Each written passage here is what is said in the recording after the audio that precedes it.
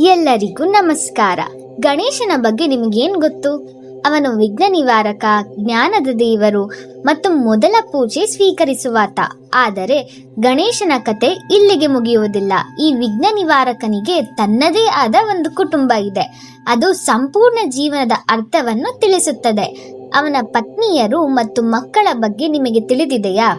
ಇಲ್ಲದಿದ್ದರೆ ಈ ವಿಡಿಯೋ ನಿಮಗಾಗಿ. ಈ ಕಥೆಯನ್ನು ಪೂರ್ಣವಾಗಿ ಕೇಳಿದ ನಂತರ ನಿಮ್ಮ ಜೀವನದಲ್ಲಿಯೂ ಒಂದು ಅದ್ಭುತ ಬದಲಾವಣೆಯಾಗುತ್ತದೆ. ಹಾಗಾದರೆ ಈ ಪವಿತ್ರ ಕಥೆ ಯಾವುದು ಎಂದು ತಿಳಿಯೋಣ ಬನ್ನಿ. ಸತ್ಯಯುಗದ ಕಾಲದಲ್ಲಿ ಗಣೇಶನು ತನ್ನ ಅಸಾಮಾನ್ಯ ಬುದ್ಧಿವಂತಿಕೆ ಮತ್ತು ವಿನಯಶೀಲತೆಯಿಂದ ಎಲ್ಲರ ಮೆಚ್ಚುಗೆ ಗಳಿಸಿದ್ದನು. ಆದರೆ ಒಂದು ಚಿಕ್ಕ ಸಮಸ್ಯೆ ಇತ್ತು. ಗಣೇಶನ ವಿವಾಹ ವಿಳಂಬವಾಗುತ್ತಿತ್ತು.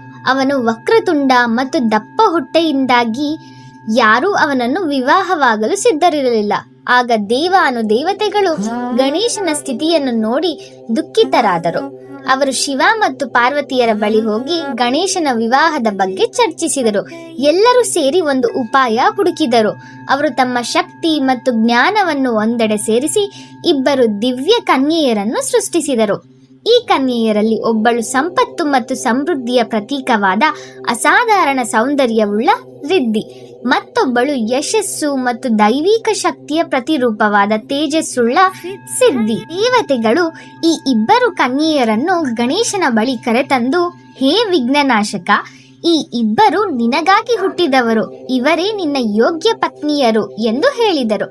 ಗಣೇಶನು ಇಬ್ಬರ ದಿವ್ಯ ಸ್ವರೂಪವನ್ನು ನೋಡಿ ಅತ್ಯಂತ ಸಂತುಷ್ಟನಾದನು.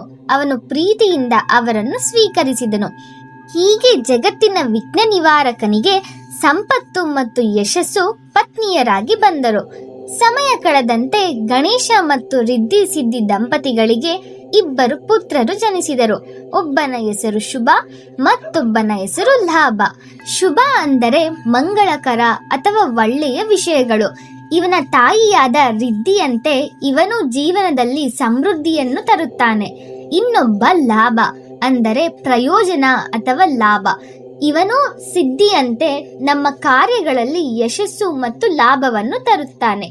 ಈ ಕಥೆಯ ಸಾರಾಂಶವೇನೆಂದರೆ, ಗಣೇಶನಿಗೆ ಪೂಜೆ ಸಲ್ಲಿಸುವುದರಿಂದ ಕೇವಲ ಜ್ಞಾನ ಮತ್ತು ಬುದ್ಧಿ ಮಾತ್ರ ಸಿಗುವುದಿಲ್ಲ.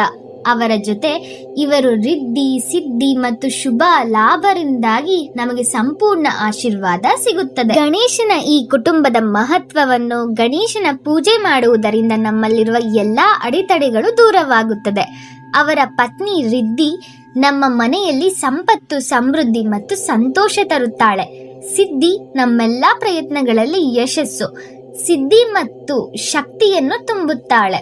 ಮತ್ತು ಅವರ ಪುತ್ರರಾದ ಶುಭ ಮತ್ತು ಲಾಭ ನಮ್ಮ ಜೀವನಕ್ಕೆ ಮಂಗಳ ಮತ್ತು ಲಾಭ ತರುತ್ತಾರೆ.